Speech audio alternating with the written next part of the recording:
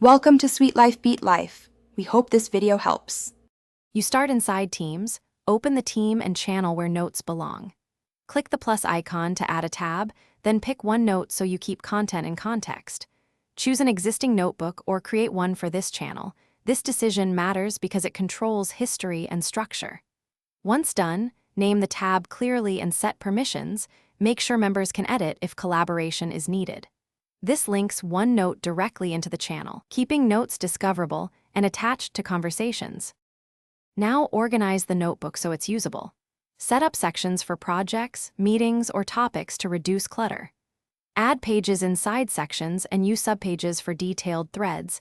Templates speed repeated tasks and keep structure consistent across the team. If you need advanced editing, tagging, ink, or file inserts, open the notebook in the OneNote desktop app.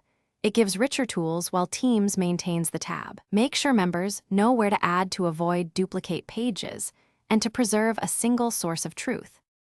Finish by pinning the OneNote tab or telling the team where to find it, because discoverability increases usage. Share specific page, links in channel posts, or chats and use at mentions to bring colleagues into important notes. Encourage a simple naming convention so searches return consistent results. If something goes wrong, for example sync conflicts or missing edits, verify tab permissions first. Clear the team's cache or open the notebook in OneNote desktop to force a sync. That usually resolves most issues quickly.